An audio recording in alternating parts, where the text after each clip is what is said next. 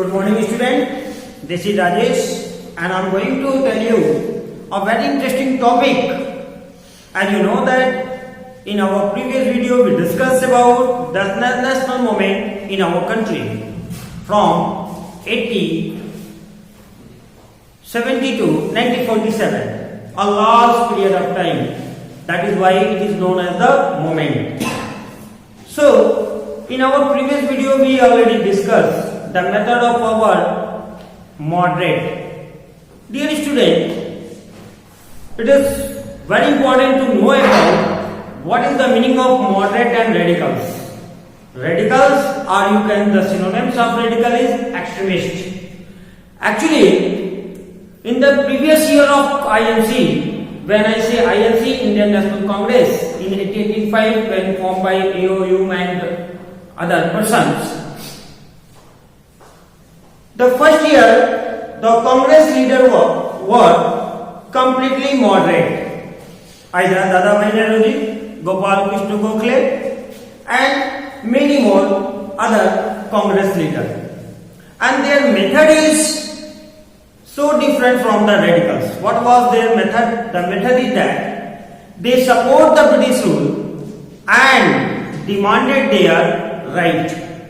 Demanded, you can say that it is a prayer, या एक विनती होती थी. So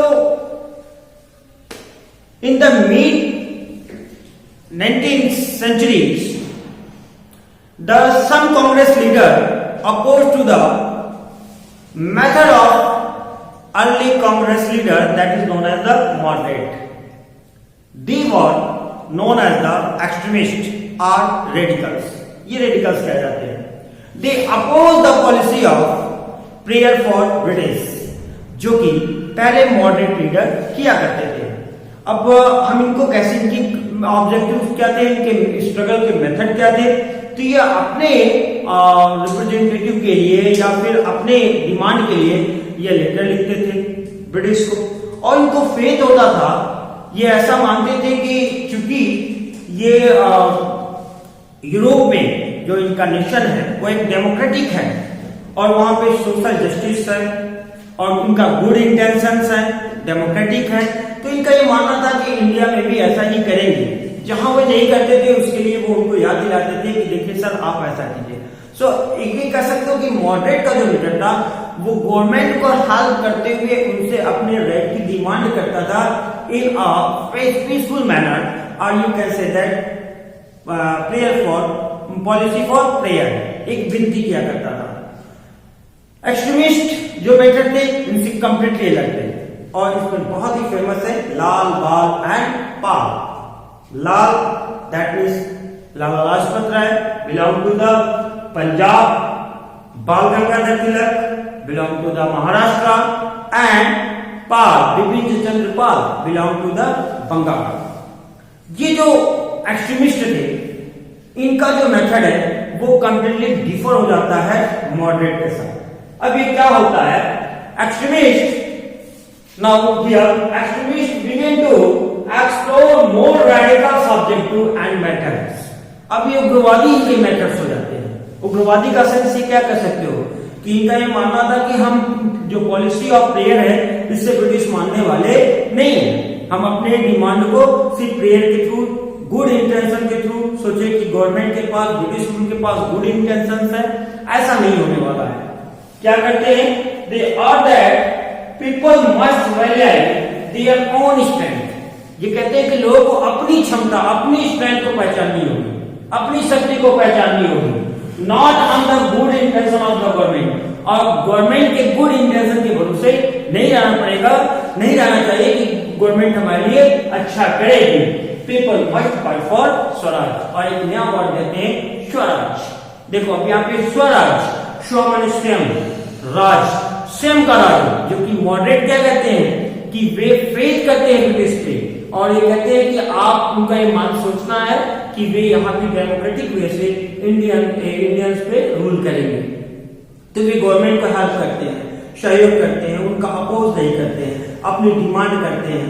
लेकिन अब रेडिकल्स जो हैं, जो एक्सट्रीमिस्ट हैं, वे क्या करते हैं कि नया वर्ड देते हैं स्वराज, कंप्लीट राज. कहते हैं हम कैपेबल हैं, आपकी हमें आवश्यकता नहीं है। हम अपना जो है गवर्नमेंट को फॉर्म कर लेंगे और अपनी कंट्री को हम रन करा लेंगे, आपकी आवश्यकता नहीं है। So they completely oppose to the moderate. अब इसमें जो बाल गंगाधर तिलक है, जो कि महाराष्ट्र से बिलोंग करते हैं, Tilak raise the slogan raise करते हैं कि freedom is our birthright, freedom is our birthright, स्वतंत्रता हमारा जन्म सिद्ध अधिकार है, and I shall have it, और हम इसे लेकर रहेंगे। वो स्वराज की मांग करते हैं, कंप्लीट फ्रीडम। दैट मीन्स उन्हें अब जरूरत नहीं होती है, उनका डिमांड है कि आप ब्रिटिश की हमें आवश्यकता नहीं है, we are capable to run our government, run our country very smoothly. अब इसी बीच में जो ये नेशनलिज्म चल रहा है और यहाँ पे रेडिकल्स आते हैं, तो देखो अब होता क्या है कि ब्रिटिश रूल इससे डर जाती है, और जैसे उनकी पॉलिसी है डिवाइड एंड रूल कि बांटो और राज करो, अब इस पॉलिसी पे अपनाते हैं। तो बंगाल जो होता है एक बहुत बड़ा प्रोविंस होता है, आप देखते हो कि एक बड़ा सिग्निफिकेंस है बंगाल का। 1757 से ही जब बैटल ऑफ प्लासी होता है, वहां से एक अंग्रेजी सत्ता या कह सकते हो ब्रिटिश रूल की एक न्यू पड़ जाती है, जो कि एक बहुत ही मेजर स्टेप्स होता है कि जो इंडिया पे वो अपना गवर्नमेंट इस्टेब्लिश कर पाते हैं। तो एक बंगाल जो है लार्ज प्रोविंस है, जो अभी आसाम, अभी हम उसको असोम कहते हैं, उस पीरियड में ब्रिटिश उसको आसाम कहते थे। तो आसाम, बिहार, ये सारे जो स्टेट हैं ये सभी एक बंगाल प्रोविंस में मिले हुए थे। अब बंगाल जो देखें, आज आपको पार्टीशन ऑफ इंडिया की बात देखें तो आपके पास जो है वेस्ट बंगाल है और ईस्ट बंगाल है, जो आज हम उसे बांग्लादेश कहते हैं। तो बंगाल एक बहुत बड़ा स्टेट होता है। आते हैं वायसराय कर्जन इन 1905 में। अब इसके दो रीजन देते हैं, वो देखते हैं कि नेशनलिज्म या मास जो है बहुत ही तेजी से मोबिलाइज हो रहे हैं स्वदेशी मूवमेंट की तरफ। तो वे बंगाल पार्टीशन, वहां पे कौन है, विपिन चंद्रपाल है बंगाल में, देख लेना। तो वहां पे उसको डिवाइड करने के लिए वो लेके आते हैं बंगाल पार्टीशन, बंगाल का विभाजन। अब बंगाल के विभाजन के रीजंस क्या देते हैं? इन 95 वायसराय कर्जन पार्टीशन बंगाल, वो बंगाल का पार्टीशन कर देते हैं, विभाजन कर देते हैं। अब इसके रीजन क्या देते हैं? रीजन कहते हैं कि बंगाल चूंकि बहुत बड़ा लार्ज प्रोविंसेस है और इस पे स्मूथली गवर्नेंस जो है पॉसिबल नहीं है, या स्मूथली गवर्नेंस करने के लिए it need to be partition of Bengal, कि बंगाल को पार्टीशन किया जाए। इनका होता ऑन द पेपर, ये रीजन है जो ये कंट्री के लोगों को बताते हैं, लेकिन रियलिटी उनकी अलग है।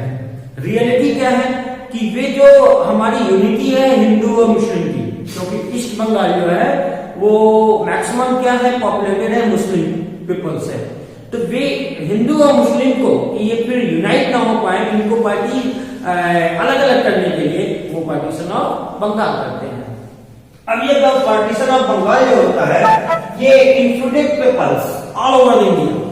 अब ये जो बंगाल का विभाजन होता है तो लोगों को मंशा समझ में आती है कि इनकी जो इंटेंशन है वो ये है कि हम डिवाइड करें लोगों को और जो नेशनलिज्म चल रहा है उसको हम ब्रेक करें, ताकि ये स्वदेशी मूवमेंट या जो ये रेडिकल्स हैं ये अपने मूवमेंट को आगे ना बढ़ा सके।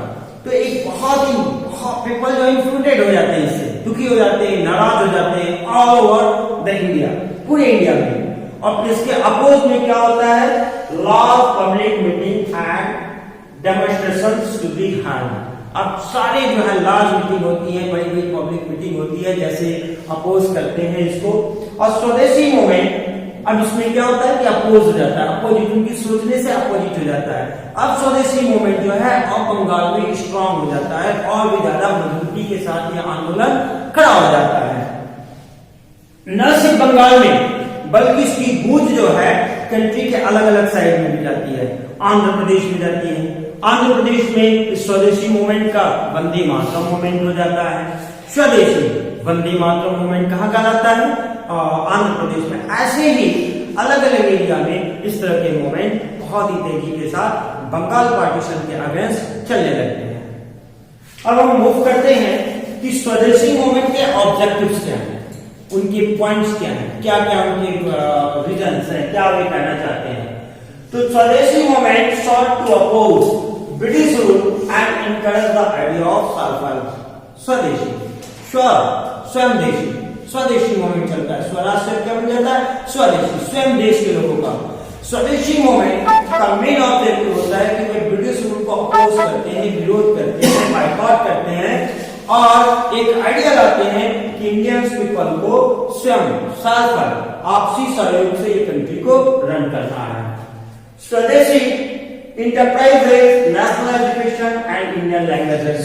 अब वो जो भी हमारा 1835 में एजुकेशन एक्ट पास होता है, ब्रिटिश एजुकेशन एक्ट, उसका ये अपोज कर देते हैं, पूरी तरीके से स्वदेशी हो जाती है। सारे ब्रिटिश के एक तरीके से आगे जाकर पढ़ोगे कि इसी का एक ग्रुप फॉर्म होता है, नॉन कॉर्पोरेशन या खिलाफत, जो देखेंगे हम इन सभी चीजों को हम लिंक करेंगे नेक्स्ट वीडियो में। ये क्या है कि स्वदेशी enterprises, national education and Indian language, इसकी डिमांड होती है कि पूरी तरीके से बहिष्कृत कर देते हैं कि स्वदेशी इंटरप्राइजेस हो। जो है पब्लिक मीटिंग होती है, लोग क्या करते हैं कि चौराहे पे खड़े होकर के और जो क्लॉथेज आते हैं, जो टेक्सटाइल्स हैं ब्रिटिश के, वो जलाना शुरू कर देते हैं। स्टूडेंट जो है इंस्टीट्यूशन को छोड़ना शुरू कर देते हैं, पढ़ना लिखना बंद कर देते हैं, जो भी ब्रिटिश है अब इनका पूरी तरीके से वो बहिष्कृत करने लगते हैं। मोड ऑफ स्ट्रगल क्या होता है कि मास मोबिलाइजेशन, बहुत ही तेजी के साथ मोबिलाइजेशन हो जाता है। लोग जो है गवर्नमेंट इंस्टीट्यूशन को छोड़ देते हैं। Boycott of British institutions and goods, जैसे मैंने बताया कि ब्रिटिश इंस्टीट्यूशन, जो भी ब्रिटिश के इंस्टीट्यूशंस हैं, चाहे वो स्कूल है, चाहे वो ऑफिस हैं, जो भी वर्क कर रहे हैं या उनके जो गुड्स हैं, इनका बाइकॉट होना शुरू हो जाता है। देखो बहुत ही इसका इम्पैक्ट पड़ता है। कहा जाता है कि बाइकॉट होने का क्या मतलब है, तो इतना ही समझ लो कि तो ब्रिटिश जो ब्रिटेन से टेक्सटाइल आते हैं, उनका इंपोर्ट जो है 1/3 हो जाता है, तीसरे हिस्से की तरफ आ जाता है। जैसे आपने रिसेंटली देखा है ना इसका, हम चाइना का बहिष्कार कर रहे थे, तो देखो कितनी तेजी के साथ जो है जो इंपोर्ट हम कर रहे थे वो बहुत तेजी से ड्रॉप डाउन हो जाता है। तो सिमिलरली देखो मॉडरेट एंड रेडिकल, ये तो हमारे वो है कि स्वदेशी मूवमेंट का ऑब्जेक्टिव। अब होता क्या है कि 95 में हो जाता है, लेकिन इसी बीच में 1906 में एक और चेंजेस आ जाते हैं। मॉडरेट और रेडिकल जो एक्सट्रीमिस्ट है, ये और भी स्प्लिट हो जाते हैं और एक नया लीग फॉर्म हो जाता है जिसको कहते हैं ऑल इंडिया मुस्लिम लीग। ये ऑल इंडिया मुस्लिम लीग क्या है? ये ऑल इंडिया मुस्लिम लीग, ये जो मुस्लिम लैंडलॉर्ड होते हैं, स्पेशली ये बिलोंग करते हैं ईस्ट बंगाल से, या जो नवाब हैं, उनको लगता है कि आईएनसी जो इंडियन नेशनल कांग्रेस थी, जो ब्रिटिश रूल में रिप्रेजेंटेटिव इलेक्ट होते थे, उसमें मैक्सिमम आईएनसी के मेंबर इलेक्ट हो जाते थे।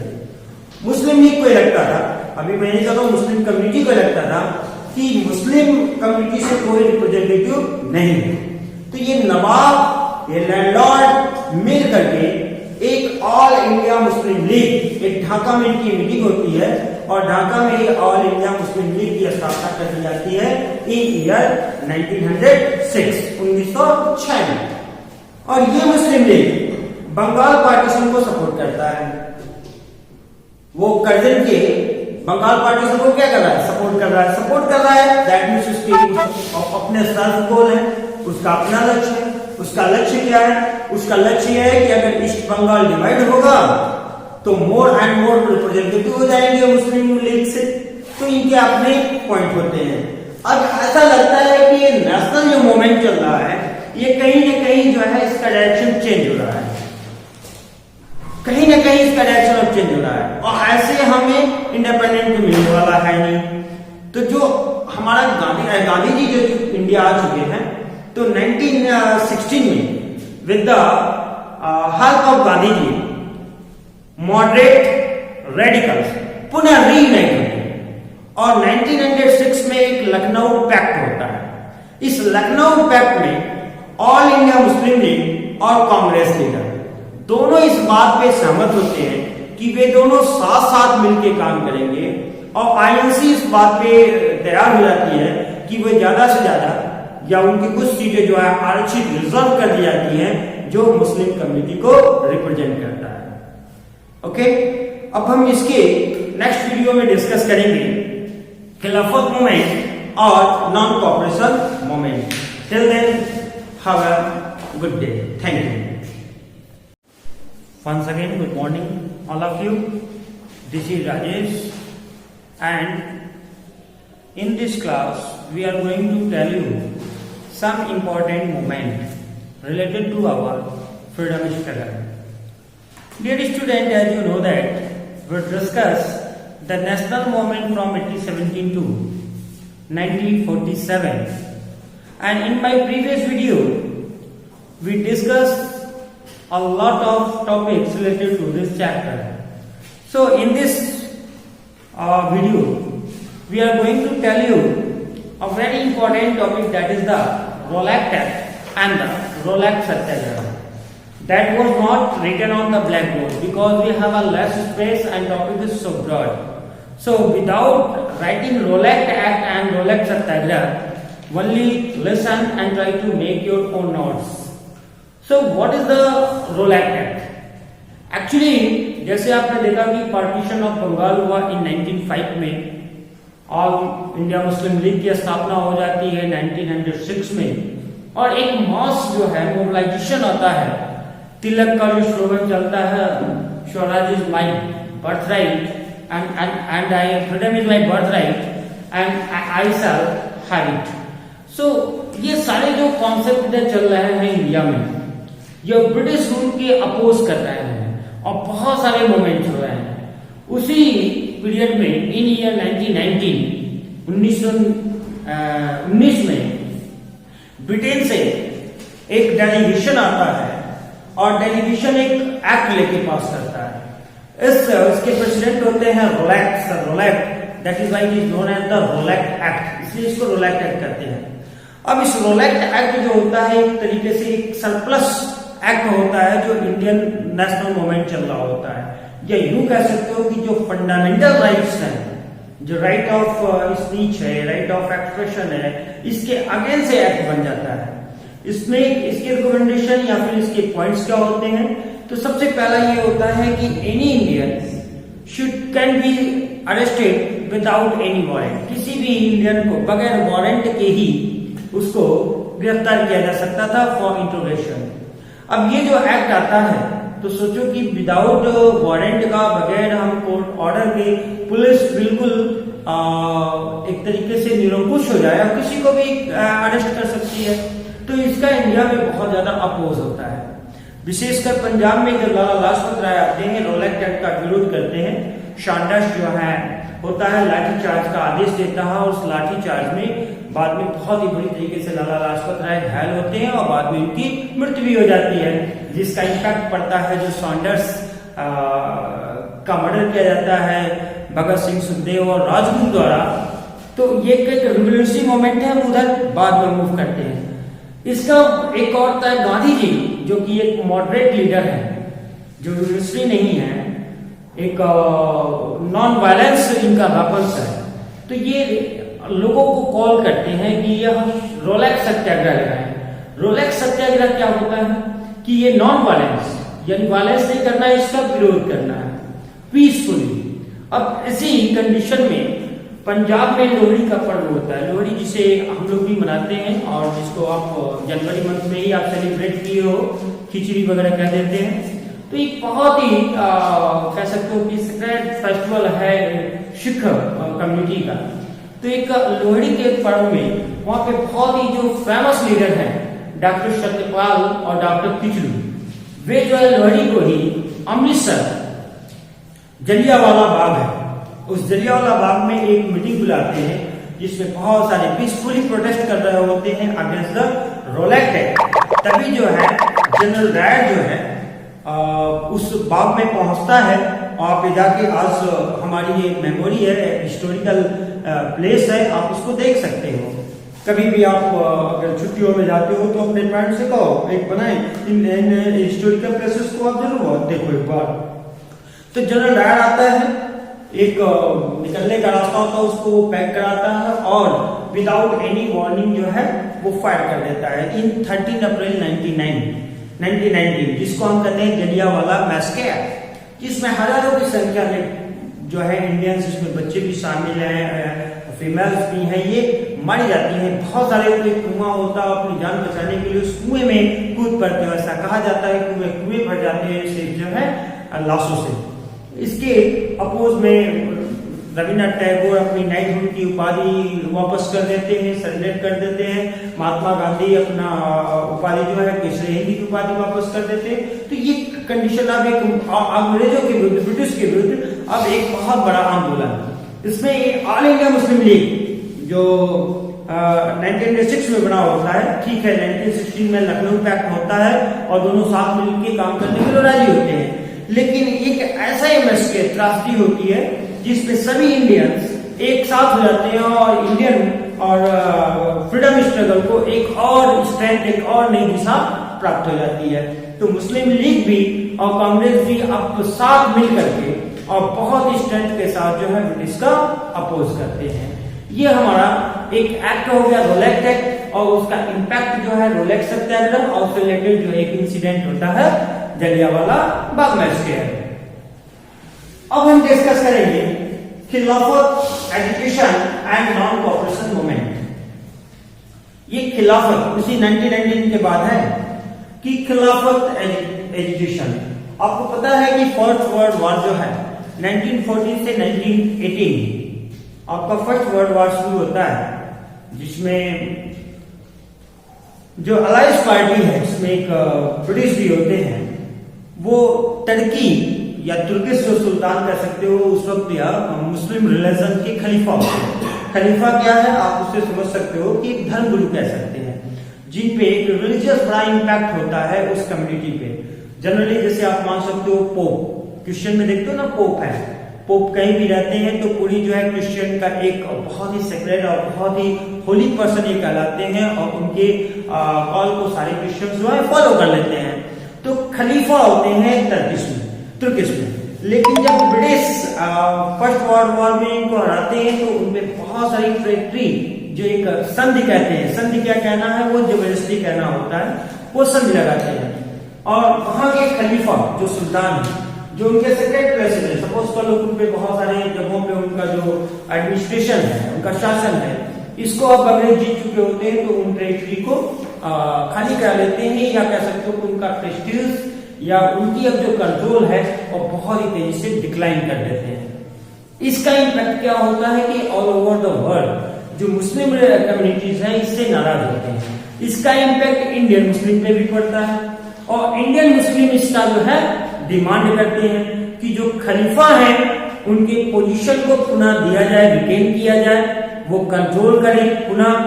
ब्रिटिश अंग्रेज जो है, अब ब्रिटिश इसलिए क्योंकि ब्रिटिश यहाँ तो रूल कर ही रहे हैं तो इनका अपोज किया जा रहा है। कर तो कहाँ है, तुर्की में है, तुर्की के सुल्तान को उन्होंने अंडर कंट्रोल किया हुआ है, उनकी टेरिटरी को अपने कंट्रोल ले रहे हैं, उनके सीक्रेट प्लेसेस को कंट्रोल कर रहे हैं। लेकिन उसका अपोज अब इंडिया में भी होता है क्योंकि उसी से रिलेटेड हमारे ब्रिटिश है। अब इस कंडीशन में खिलाफत आंदोलन ये दो स्टार्ट करते हैं, शौकत अली और मोहम्मद अली, ये दोनों भाई होते हैं इसलिए इसको अली बंधु भी कहते हैं।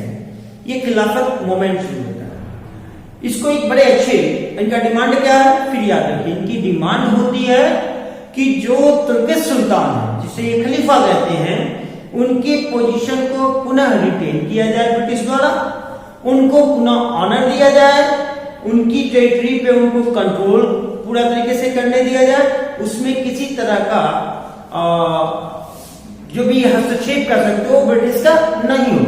इसको स्टार्ट करते हैं इंडियन जो दो लीडर होते हैं, मुस्लिम लीडर होते हैं, शौकत अली और मोहम्मद अली। शौकत अली और Mohammad Ali, must be remember this name, okay. So अब इसको महात्मा गांधी, अब मुस्लिम लीग की स्थापना हो चुकी होती है, महात्मा गांधी इसको बड़े ही एक बेस्ट अपॉर्चुनिटी के रूप में देखते हैं, एक मौके के रूप में देखते हैं। मौका क्या है, उनको लगता है कि ये मौका है जहां पे आप कह सकते हो हिंदुज्म कह सकते हो कि जो कांग्रेस है, कांग्रेस लीडर है आंसी के, जो चाहे वो मॉडरेट हो, चाहे वो एक्सट्रीमिस्ट हो, या मुस्लिम लीग जो एक अलग ढर्रे पे जाती है, तो ये इनको मौका मिलता है कि ये कंडीशन है, यह एक समय है कि जब हम दोनों साथ मिलकर के और ब्रिटिश के अगेंस्ट जो है एक मूवमेंट को लॉन्च कर सकते हैं, एक मूवमेंट चला सकते हैं। तो वे आईएनसी को कॉल करते हैं, वो बताते हैं कि हम जो है खिलाफत मूवमेंट का सहयोग करते हैं, और कांग्रेस लीडर भी खिलाफत मूवमेंट में साथ देते हैं मुस्लिम लीग का, और इस तरीके से मुस्लिम और हिंदू एक और यूनाइट होकर के और अगेंस्ट द ब्रिटिश रूल अपने मूवमेंट को लॉन्च करते हैं, और यही मूवमेंट बन जाता है स्वराज, जिसे आप कह सकते हो कि 1 अगस्त 1919 को ही महात्मा गांधी एक न्यू मूवमेंट स्वराज या नॉन कॉपरेशन मूवमेंट जो है स्टार्ट करते हैं। ठीक है, वेल 1 अगस्त 1919। अब जब ये नॉन कॉपरेशन मूवमेंट होता है, ये है नॉन कॉपरेशन, नॉन मीन्स नहीं, कोऑपरेशन मीन्स सहयोग, कोई सहयोग, जिसे आप हिंदी में कहते हो असहयोग, सहयोग करना ही नहीं है, वो कॉल करते हैं इंडियंस को। अब इसका क्या इम्पैक्ट पड़ता है, ध्यान देना इसको। अब इसमें क्या होता है कि thousand of student left government institutions, चाहे वो स्कूल हो या कॉलेज हो, कि आह्वान होता है कि हमें गवर्नमेंट को सपोर्ट करना ही नहीं है, इनका सहयोग करना है, सहयोग नहीं करना है, नॉन कोऑपरेशन है। ठीक है, तो अब बहुत सारे इनका इम्पैक्ट, अब गांधी है क्या इस पीरियड में, पहले तो ये समझना है कि गांधी इस पीरियड में इंडियंस के लिए बन क्या जाते हैं, इनको कहीं मसीहा कहा जाता है, कहीं इनको भगवान का दर्जा प्राप्त होता है कि जो गांधी ने कहा वही सही है। बहुत सारे लोग तो गांधी को कभी देखे भी नहीं, इतना कम्युनिकेशन के माध्यम नहीं होते हैं। आज तो सोशल मीडिया है, आपको टेलीफोन से या यूट्यूब हो गया, फेसबुक हो गया, बहुत सारे आते हैं, लेकिन वह पीरियड होता है 1919, तब ये कम्युनिकेशन के माध्यम नहीं है। तो मोस्ट इंडियंस जो है नेवर सी द गांधी, कभी गांधी को नहीं देते हैं, बस रूमर्स हैं, उनकी बातों को अपने अपने तरीके से इंटरप्रेट भी कर लेते हैं। गांधी को मसीहा भी मान लेते हैं, गांधी को एक गॉड भी मान लेते हैं, उनकी वाणी को। तो जैसे ही इनका कॉल होता है नॉन कॉपरेशन मूवमेंट का, thousand of student left of government institution such as colleges and school and colleges. बहुत सारे जो लैब होते हैं, इंडियन लैब होते हैं, जैसे आप ले सकते हो मोतीलाल नेहरू हो गए, ये बहुत सारे जो लैब होते हैं वे कोर्स को छोड़ देते हैं, रिजाइन कर देते हैं, प्रैक्टिस छोड़ देते हैं। इसी तरीके से British title were surrendered, जो ब्रिटिश टाइटल दिए होते हैं उनको भी इंडियंस जो है सरेंडर कर देते हैं, वापस लौटा देते हैं। Public want of foreign clothes, जो विदेशी कपड़े हैं पब्लिकली मीन्स अभी देखो ना, चाइना का हम अपोज कर रहे थे, तो टीवी का सेट जो है, चलो ये अच्छी बात है कि तो पैसे खर्च कर चुके हैं, लेकिन ठीक है कोई बात नहीं, फिर भी हम अपना रोष, अपनी एंगर जो है डिस्प्ले करते हैं मूवमेंट के द्वारा। जैसे अभी आप पब्लिक में देख रहे हो, चौराहे पे लोग टीवी सेट को तोड़ रहे हैं, मोबाइल सेट को तोड़ रहे हैं, ये मैसेज दे रहे हैं कि हम अब वो चाइना प्रोडक्ट नहीं यूज करेंगे क्योंकि हम हमारे अगेंस्ट है, सिमिलर। अब ये पहली बार होता है कि पब्लिक जो है बोनफायर होता है फॉरेन क्लॉथेस का, विदेशी कपड़ों की होलिका जलाई जाती है, that is the non cooperation movement. लेकिन इसमें एक दिक्कत भी आती है, ट्रबल भी होता क्या कि different classes and group had interpreted Gandhi ji call in their own manner. अब गांधी का क्या है कि नॉन वायलेंस है, असहयोग है, लेकिन कैसा है, नॉन अहिंसात्मक रूप से है, लेकिन डिफरेंट। जैसे मैंने आपको बताया कि बहुत सारे लोग तो गांधी से मिले भी नहीं है, देखे भी नहीं है, बल्कि उनको मसीहा मान लिया जाता है, जो कह दिए, जैसे हम गॉड को नहीं देखते, किसी ने कहा मानते गए। तो इनकी जो कॉल जिसके लिए नॉन कॉपरेशन मूवमेंट बुलाते हैं, इनमें डिफरेंट ग्रुप और डिफरेंट क्लासेस जो है वो अपने अपने तरीके से इसका इंटरप्रेट कर लेते हैं, अपने अपने तरीके से मतलब निकाल लेते हैं। अब कैसे निकालते हैं, तो देखो एक कंडीशन हो रहा है इन खेड़ा। एक्चुअली एक खेड़ा एक पाटीदार जो है पीजेंट होते हैं। पाटीदार पीजेंट का मतलब होता है कि जमीनों के मालिक तो नहीं होते हैं किसी जमीनों के, बटाईदार जिसको कहते हैं, ये कृषक होते हैं, किसान होते हैं। तो इन्होंने क्या किया कि organise non violent campaign against high land revenue demanded of the British. जो ब्रिटिश हाई लैंड डिमांड करते हैं, लैंड रेवेन्यू, जो भूमि कर उनकी खेती का कर है, इसका वो अपोज कर लेते हैं। खेड़ा के जो किसान हैं, जो नॉन वायलेंस ये ऑर्गेनाइज करते हैं, ये अपने अपने तरीके से, देखो गांधी के बैनर तले ये सब अपनी अपनी तरीके से एक अलग अलग ऑर्गेनाइजेशन स्टार्ट कर देते हैं। इन कोस्टल आंध्र एंड तमिलनाडु, आंध्र और तमिलनाडु में देखेंगे तो लिक्योर शॉप वेयर पिक्टेड, लिक्योर थोड़ा सा शराब दारू है ना, तो ये लिक्योर शॉप जो होते हैं इनको जो है आंध्र और तमिलनाडु के लोग कहते हैं ये ऐसा किसने कहा है, तो गांधी ने कहा है। वे मान जाते हैं स्वराज आ गया, मेरा अपना राज आ गया। अभी इंडिया फ्री नहीं हुई है, लेकिन वो पहले ही मान लेते हैं, कर लेते हैं बहुत जगह कि हम स्वराज हैं।